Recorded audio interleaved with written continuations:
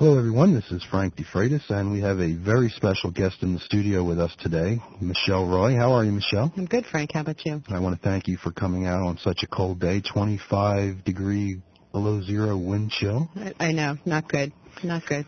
You don't live far from me. I could have done this with you on the phone, so I appreciate you coming in, because I like to do these live in the studio. And very rarely do I ever have the chance, because there's so many people in holography which are scattered not only across the country but around the globe that it's just impossible to have people come into the studio, but it's nice to have you here. It's good to be here.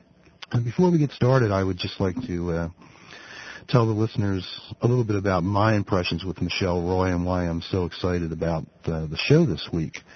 I got involved with the Freelance Group for Career and Workforce Innovation probably about a year and a half to 2 years ago through my involvement with Lehigh University and a startup science museum called the Discovery Center of Science and Technology. Bill Freed, who is the president and CEO of the Freelance Group, was also at the Discovery Center working on workforce development, and I was there setting up their laser and holography programs, laser light shows.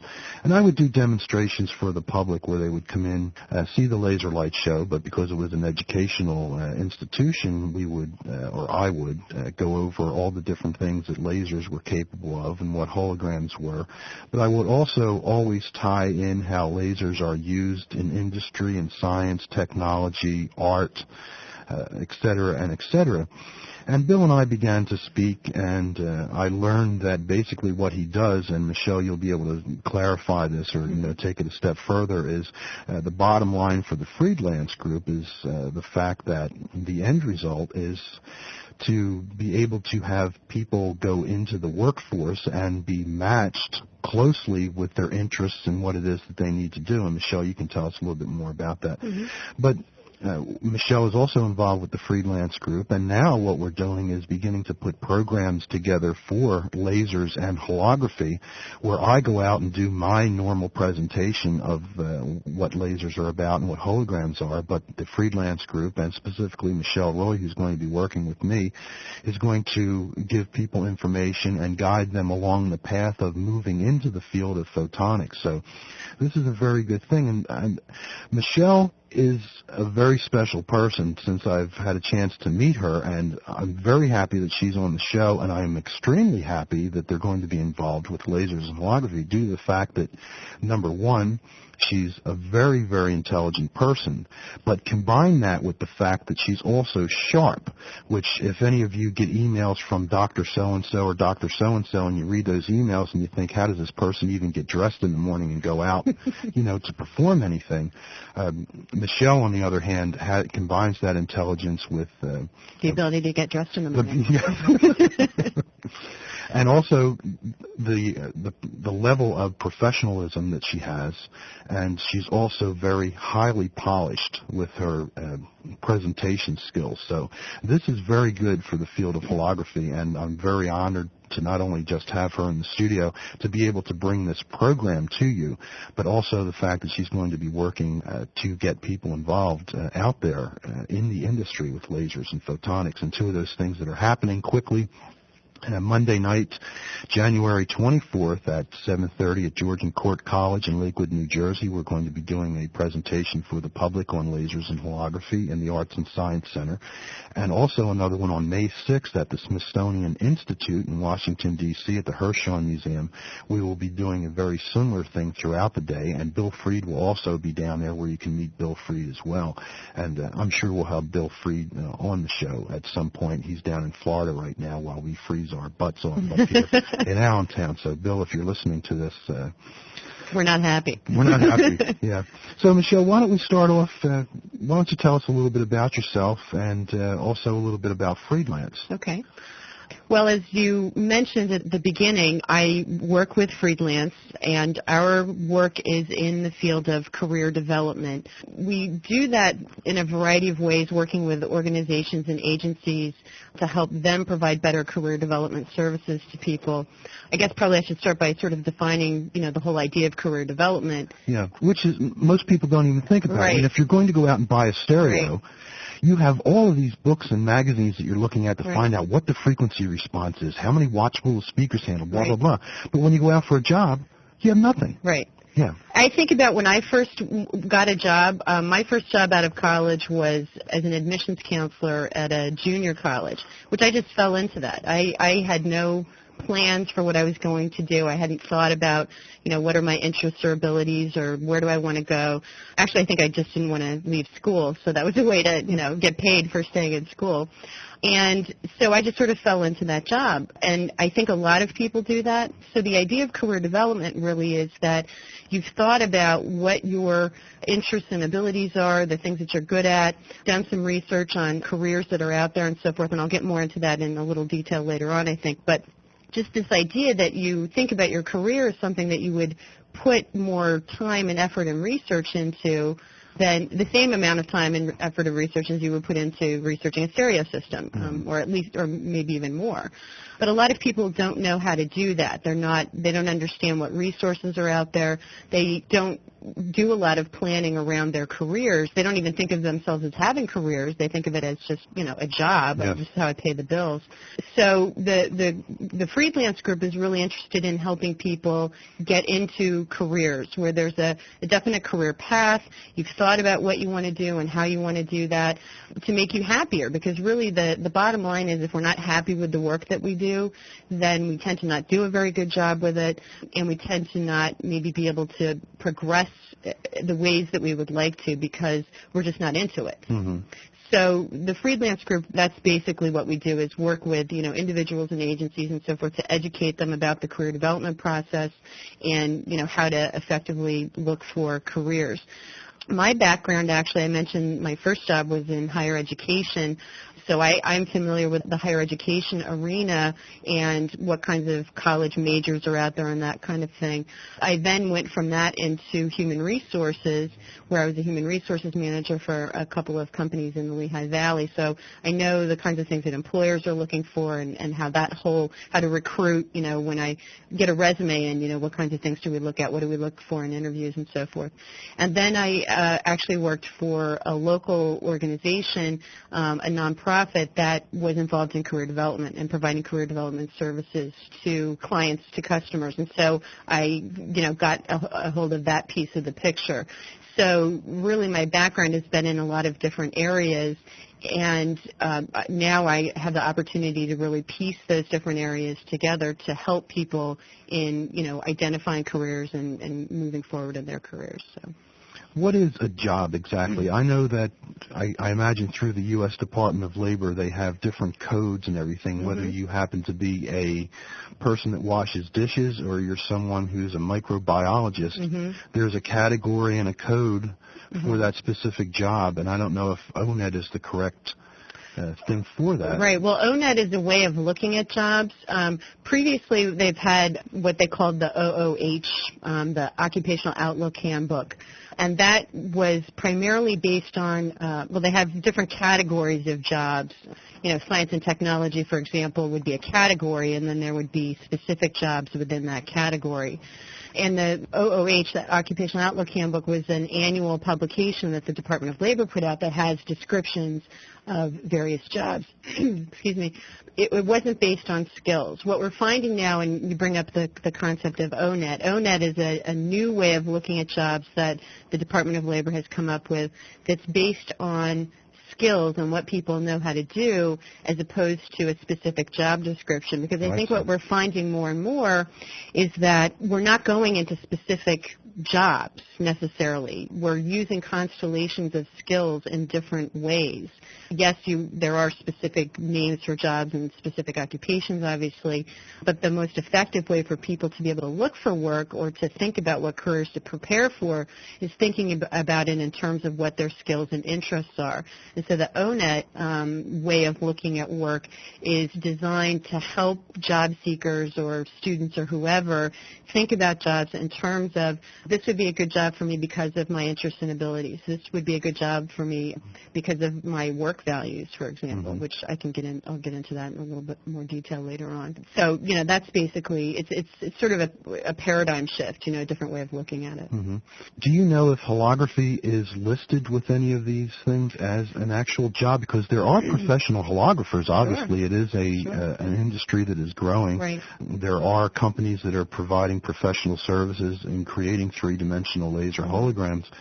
But I think through some of the experiences that I've had looking, I have never seen holography ever mentioned as a job. Right. Not to my knowledge. Is there any, I have never seen, I agree with you. I've done a lot of research too, and, in the Occupational Outlook handbook, we never had holographer. I know that in the ONET database, there's no such thing as holographer. Part of the problem with that, or part of the reason for that, I guess I should say, is that government moves very slowly. And let us not forget that the Department of Labor, who publishes books like, has ONET and Occupational Outlook handbook, they are not necessarily as on top of emerging careers, which holography is definitely, anything in lasers and photonics, that's what we would call an emerging career. They're not as good about getting that information. So you can have tons of stuff on, how to be a secretary, clerical work, but they're not as good at coming up with emerging careers. As an example, I have not seen anything on Webmaster or anything in web design. Now, that's been around for a number of years as well. I mean, relatively speaking, it's been around for several years, and there really is nothing about that in there. I think they have some difficulty getting their hands around those sometimes. Now, the people who are out there right now, the HoloTalk listeners that are listening to this program, I guess since the government does this, we'll do this for this show, we're going to break them down into categories. And I would say that the majority of people would fall into probably three categories. We would have the students who log on at a very heavy rate right now because science fair time is coming up, and a lot of schools pass out assignments to, look into lasers and holography. So there's a lot of listeners that are students. There are a lot of teachers which follow what's happening with the field, basically science teachers, but you'll find some art teachers in there as well. And then there are the holographers themselves, which is category 3, which we could break down into subcategories of professional holographers who get their income, from doing holography, and your amateur and hobbyist holographer who has probably been doing holography for years but does it as a sideline, to their normal job that they go to each day. Why don't we start off by, examining those categories of listeners and then talk about how they would fit into moving on, if they were interested in doing so ever, to having a career in lasers and holography. So why don't we start with the students? Okay. In understanding career development, Frank, there are stages that people go through in their careers. And so, for example, when we're talking about students, and I know that you have listeners who are, probably maybe a few in elementary school, but, middle school, high school, college, and so forth. There are different stages of looking at careers because of their ages. I mean, obviously, a sixth grader is not going to be looking for a job next year. So they have different issues compared to a college senior who obviously will be looking for a job at some point. So there's there are different stages that we're looking at. I think following through, starting with younger listeners and moving on all the way up, the first stage of looking at careers is what we call the career exploration stage. And that's where you're just really starting to be aware of what jobs are out there. You're starting to be more aware of yourself. What are the things that I'm interested in doing? Where do I show talent? What kinds of abilities do I have, and so forth. You're just kind of feeling your way around, seeing what's available, thinking about how do you fit in with different things. Now, the interesting thing, I think, for students and thinking about middle school as an example, lots of people think, well, middle school is way too early to be thinking about careers. I mean, they're kids. That's way too early. It's not, though, because people make decisions starting in middle school about the courses that they're going to take in high school, that then might prepare them for college courses. If they don't take, certain math or science courses starting in middle school, they're not going to be able to take the courses they need to take in high school that, then they would need to take in college. So now is a good time to be thinking, in middle school is a good time to start thinking about that stuff, just so you're sure that you have the foundations educationally for what you may want to do in the future. So at the middle school level, we're really talking about exploration, starting to really feel out what kinds of jobs are out there beyond, I know my dad does this or my mom does that. Mm-hmm. And thinking about, the possibility that they want to go on for higher education and being prepared, by taking the appropriate courses. High school starts to be a little more targeted, obviously, because students are starting to make some decisions about, do I want to go to college? Do I want to get a job right out of school? I will say this, everything that I've seen about two things. One, everything that I've seen about wanting to be successful or being able to make a lot of money, as an example, which is what a lot of people want to do, and being able to find jobs. You need some level of higher education for most jobs. I've seen stats that say 80% of jobs are going to require some type of post-secondary, that's after high school, kind of training or education. That doesn't necessarily mean a 4-year degree or a master's or a PhD. Mm-hmm. It could be, a 1-year certificate or a 2-year degree. Technical that kind of training. thing. Exactly. Well, yeah. But you need something beyond high school at this stage of the game. So that, again, they're starting to be aware of, okay, well, I want to I'm going to go to college, or I want to major in this. So you start to become more targeted about the jobs that you're considering, the interest areas that you want to go into, and exploring those options and making plans, for getting into those options. Once say someone goes to college, then obviously career development then becomes a lot about taking the right courses and finding a job.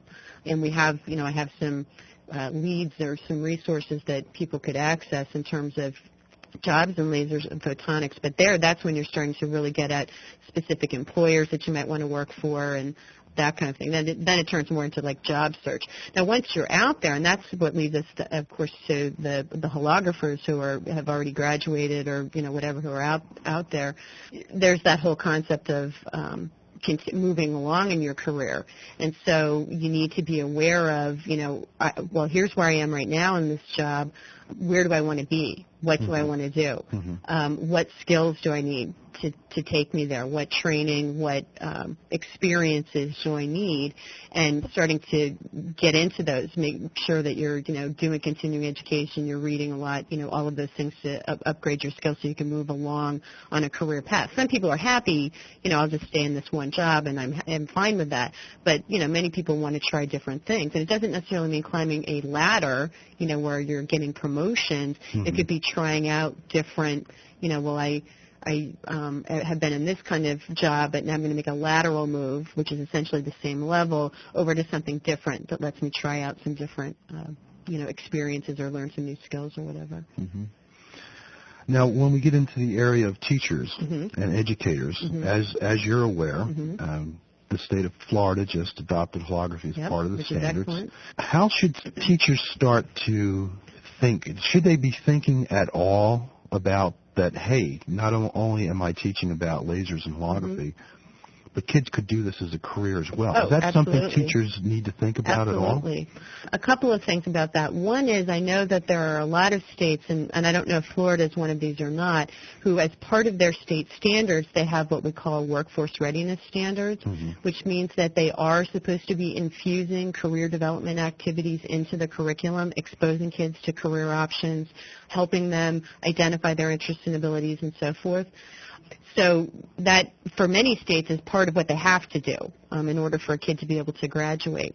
But the other part of it is that part of the educational process is preparing kids for success when they leave high school. And obviously, when we all leave school, at some point we have to get a job. And so helping kids understand early on and all the way through the process how career development works, how their interests and abilities might fit in with various jobs that are out there, what their work values are, all of those things really needs to be part of what teachers are doing in the classroom. They're facilitating, if you will, the career development of students. So they need to be exposing kids to different options constantly. Because my husband was a teacher, now he's a principal, and he used to laugh about, kids would say, well, why do I have to know this anyway? What's important? How is this relevant to me? And I think most of us ask that, when we're in an educational setting. And one of the ways to make class and things relevant is by showing kids how this ties into various career options. And, hey, you really like doing this? Guess what? You could do this for a living. Yeah. I should have said this at the beginning.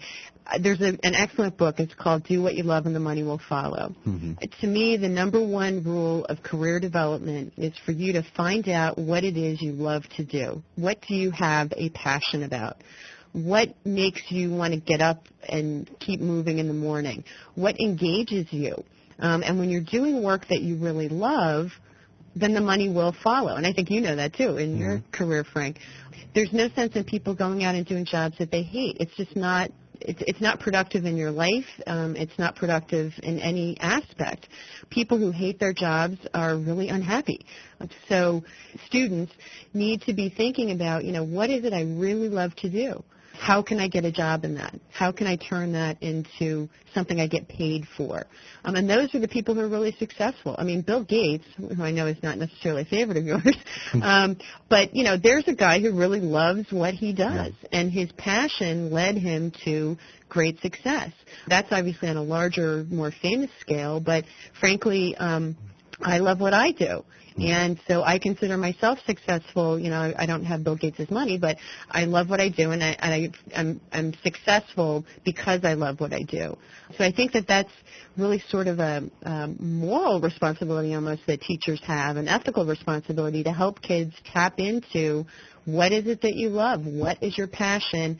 Let's look at how we could turn this into something really great for you when you leave, because that is what will guarantee your success. Mm-hmm. Mm-hmm. So, all right, off my soapbox. Okay. No, very interesting stuff. And what I love about what I do is the fact that when you call me in the middle of July, I have a nice holder on the raft that I float on the pool. That's right. So if you call me, chances are I will pick that up while I'm floating in the pool and talk to you. So that's something I love very much about what I do. Yeah, see, I need to get to the pool level. Yeah. I'm not there yet. Now, there's another sphere of people involved with holography, and as far as people who are involved with holography, it's probably the largest sphere, and even more so than people who are working professionally in the field are the amateur and hobbyist holographers who would just absolutely love to be able to do this on a regular basis. If someone, let's say John Doe or Jane Doe, out in the state of Minnesota has a holography lab in their basement and they feel like they've been working with lasers and holograms, understands the concepts very well, and they decided that they wanted to somehow move into working with this thing professionally, what about them? A few things in regard to that. Obviously, and let me take it back a step if I could. Obviously, someone who's in their basement doing holography, loving it, has already started to think about what interests they have and what abilities they have that could be related to a career, and that's really the first step of career development. We call that, we say, know yourself, know who you are. So obviously that person has figured out who they are and that this is something that they really want to do. Once you know that and you've narrowed it down to some occupational areas, which obviously that person would have done, then you need to do some research and get some information. One of the things that I would, and it depends on how targeted the person wants to be, there are lots of jobs in, using lasers and photonics. You can be in, a manufacturing or industrial setting. Oh, okay. You could be an artist using holography or, using lasers. You could be involved in, you could teach it. There are lots of different ways you can use that talent or that skill. So one of the things the person would need to do is kind of think about, well, what setting might I want to work in? How would I want to use this skill? I know, someone who's probably moving in more of an artistic direction would be less interested in going to work for some manufacturer. So that would be part of that thought process. What setting might I want to work in? Then they would need to do some research, and there are different ways to research occupations. I have a lot of resources on the web that people could go to find out about careers. You can, or in lasers and photonics. One of the ways to do that would be to look at actual job openings and sort of get a sense for what are the job descriptions. What kinds of things are people doing in these jobs, so that could help them target, what industry or what area of lasers they might want to go into. Another one, and frankly I think this is probably the most valuable way to do it, is to talk to people in the field.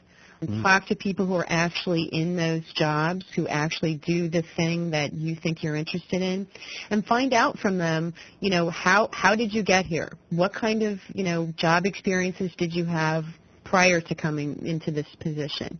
What education and training did you have? What advice do you have for me? I'm interested in this career. What do I need to have? What do I need to know in order to get into this occupation? What do I need to be good at this occupation? What do you really do? Because another thing I'm saying, we'll do some research on job descriptions. As someone who has worked at many organizations have job descriptions, they have this whole list of things that you do, and then at the bottom it'll say, other duties as assigned, and you think, okay, well, this is great, this is what my job will be, and then you go to work for them and you find out your job is really all other duties as assigned. So you can think this is, what you're going to be doing, but until you actually talk to someone in the field and really get a sense of what reality is, that's your best way to do the research, because then you'll really know. And I would talk to more than one person, because obviously you could talk to someone who hates what they do and they're going to give you a different picture than someone who doesn't. The great thing about the Internet, of course, is that's a way for you to connect with people in various occupations.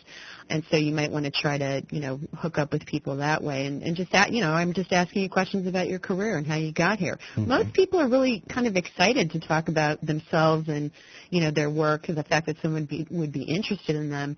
And so you usually get some good information that way. Yeah. And then just sort of general reading and research about trends that are going on that might lead to possible job opportunities. Just kind of thinking about, where could I go? Colleges are another source of information. There are not that many schools, frankly, that have degrees or certificates in lasers and photonics. It's growing. I mean, I see that it's growing, but there aren't a huge number of schools that have those kinds of programs. But they can be another source of information, and also professional associations. There's like an association for optical engineers and for photonics, careers in photonics, things like that. Contacting professional associations, frequently they will have information as well. And I imagine they're very eager to share that information. Sure. Yeah. I mean, they want to bring people into the... That's what part of their job is, to get that information out there. Exactly. And sometimes if it's not actually handed to you, you do have to take the first step. That's right. And at least request the information. Right. I mean, I think once you get the information, then, once you get the information, then you really have to go back and say, okay, well, how does this match with what I want to do? I've mentioned a couple times in our discussion here the idea of work values, and that's something a lot of people do not think about. They think, I'm interested in this, I would be good at this, but they don't think about how it fits in with the rest of their lives. When we talk about work values, what we're talking about is no matter what job I have, what's important to me. What's important to you, Frank, is that you can float around in the pool answering the phone, right? Yeah, in the summer. That is very important. That's right, I know. That's a work value for you, having that freedom and that flexibility. So that's something to think about, is what are my work values? What are the priorities for me in my life? If making a lot of money, which is a priority for a lot of people, is a primary work value, then you probably need to think twice about pursuing the artistic aspect of holography. Not that you couldn't make money, but I think it would be a lot more difficult to be really rich just focusing strictly on that, as opposed to, being an engineer or something. So really thinking about what are the things that are important to me, what are priorities for me, how does this work, how does this job fit in with the things that are really important. And that is a key part of the decision-making process, because I think a lot of people don't think about that. So I'm sorry, I had interrupted you. No, you interrupted and made some very good points, so I'm happy that you did. And I'm sure so are the listeners. Are you still there? Yeah, right. Just teasing. I know. Okay.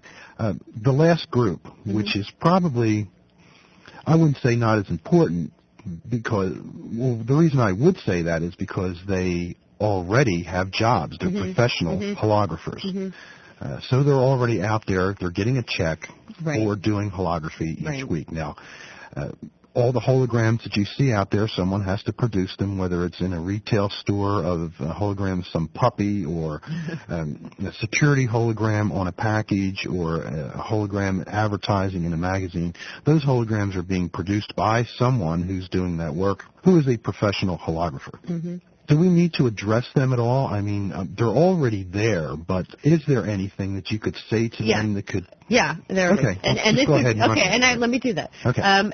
And this holds true for anyone who is currently in a job or in a career. I don't care what field it's in. I think it's a good idea to periodically reevaluate where you are in your life, and I'll tell you why. A couple of years ago, I was very unhappy in my life in general. So I sat down and created for myself a mission statement, which, some people are cringing because that's just, so corporate. But what I really wanted to do was look at what are the things that are important to me, how do I want to use my talents, what gives me fulfillment, what gives me satisfaction. So I wrote this mission statement, and I talked about, what are the things that I find really satisfying about work. And then I looked at the work that I was doing, and it didn't match. And it hadn't occurred to me prior to that work was really what was making me unhappy, in my life. I just was going, and okay, this is fine. If I hadn't done that reevaluation, I wouldn't have realized, what was going on. So not just because this is how I feel, but this is part of the whole career development process. I think that people do need to periodically reevaluate where they are. I chose to do that by writing a mission statement, and frankly, I would encourage people to do that, really think about what's important to you and what talents you have and how you want to use them. But however you choose to do that, you need to look at, this is where I'm at, where I am, where do I want to be? If you're happy where you are, then you're okay until your next reevaluation. But if you're not, then you need to start thinking about, well, where is it that I do want to go? Because what happened with me is I did that mission statement and reevaluated, and then I thought about, okay, well, these are all these things that I want to do. What is work that I could do that matches where I want to be with my life? I did more research. I looked at, talked to people, got more ideas, and moved into a different career path, if you will, choosing to go out and do my work a little bit differently. I had the same skills that I was using, actually, but I did it in a different way. And so that I think that what happens is you do that reevaluation, and then you say, I need to do research, I need more information to see how I could use my skills and talents differently, or I need more skills and talents, because right after what I ended up doing was leaving my job and going out to work for myself. And I did a lot of self-education during the first several months, doing a ton of reading, talking to people and so forth to build up my skills in various areas and build up my knowledge base, so that it's that whole concept of lifelong learning and continuing to be current and build on your skills and so forth, so that you're ready to go wherever it is that you want to go. So I think that people, my long answer to the question, or my short answer to the long answer, is that I think that people need to reevaluate where they are. If they're not happy with where they are, then they need to do research and make some plans about how they can get where they want to be. And that is how you get that career satisfaction, and how you can be successful in a career is by doing that constant career reevaluation. There are stats that I've seen that, it used to be that we would go in one job and stay there for, 40 years. But now there are statistics that suggest that the average person is going to change careers, not jobs, careers 5 to 6 times in their lifetime. Wow. And I'm living proof of that, because I'm 36 years old, and I'm already on like my 4th or 5th career. using the same kinds of talents and abilities, building on those, but using them differently. Yes. And that's really, what goes on as you think about, well, how could I do something differently? How do I feel growth in myself? I know it's sounding sort of fuzzy and, love me kind of thing, but it really, to me it's really important that, and I think people lose sight of this, you really need to be happy with what you're doing, and so to do that you need to think about what makes you happy. Let's put all this together now, okay? We have our students, we have our teachers, we have our amateur hobbyists, and we have our professionals that we've just discussed. Now that we've covered that, let's move into the areas of how they can do some of these things. Okay. For instance, it doesn't matter if they're a student now or if they're a teacher or if they're an amateur or a professional. How would the listeners be able to get more information on what training they would need, what education they would need in order to pursue this field? There are a lot of resources on the Internet related to that, and frankly, that would be the most up-to-date place to go. As I said at the beginning, I think that a lot of government publications and so forth are just not really current. The Internet is probably the most current distribution method that we would have. There are a lot of websites that are out there where you can get information on, what education and training you need and so forth. And I don't know, do you want me to give you the websites, or do you want to, I can give you the URLs? We could post the URLs on the HoloTalk page. And I would suggest that people, explore those. Some of the websites where you can get more information are, as I mentioned earlier when I was talking about doing research, are colleges that have job descriptions out there and so forth. Some of them are websites for that are specifically in the field of placement, where they're placing people in jobs in lasers and photonics, and so you can get job descriptions and job information from those. And some of them are websites for professional associations that have online magazines and other resources, including job openings and so forth, that people could explore and get more information from there. So, those are some print, if you will, in that you're reading them online, resources that you can use. The other thing, as I mentioned earlier, is, really talking to people in the field. And I was reading in New York State, they have, I think they call it the photonics cluster that they've created up there, which is just a series of companies that are all sort of gathered together that have a lot of careers in lasers and photonics.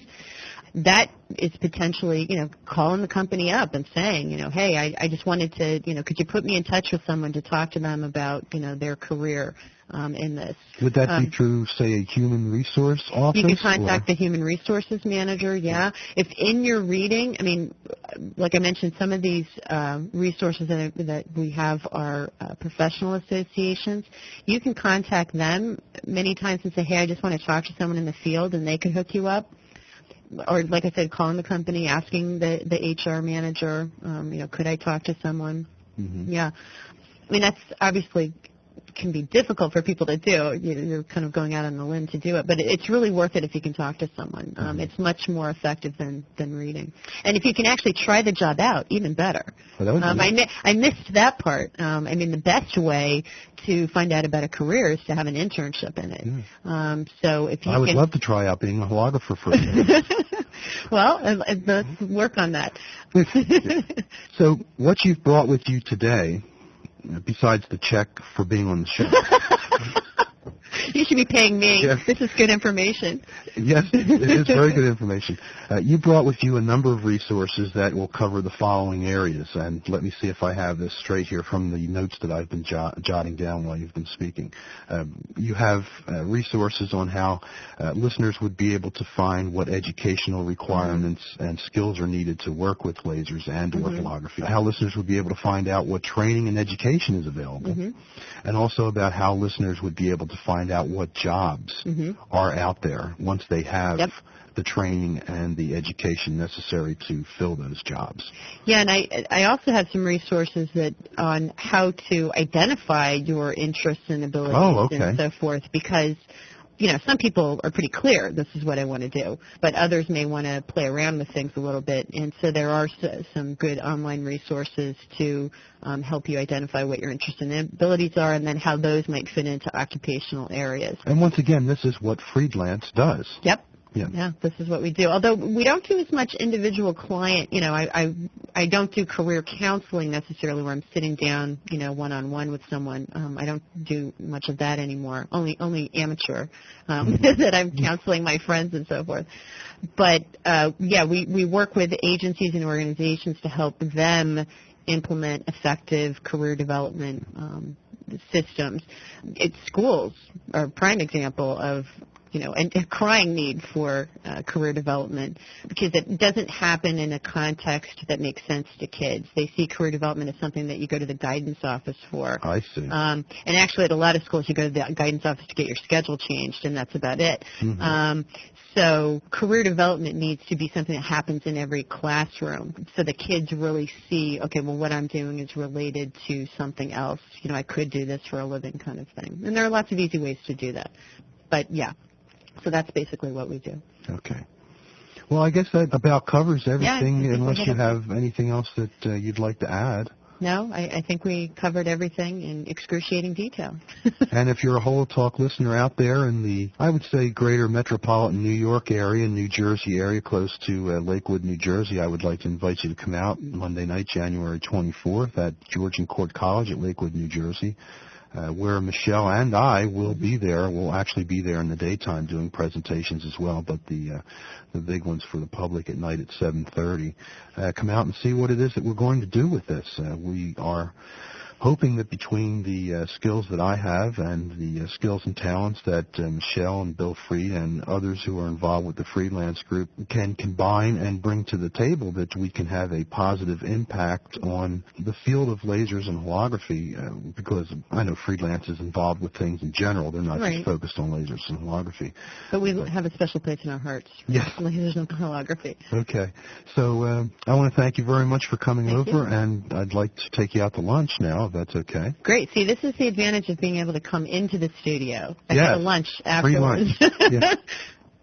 So thank you very much, Michele, for coming on the show, and I hope the listeners, which I don't hope, I would imagine that they enjoyed very much listening to your presentation and the valuable information that you were able to come on and let the entire world know about. And hopefully we can have some impact on this field. Yeah, that would be great. Okay, thank you for tuning in. And don't forget to tune in each and every week when HoloTalk brings news and information and special guests like Michele. This is Frank DeFreitas. See you next week.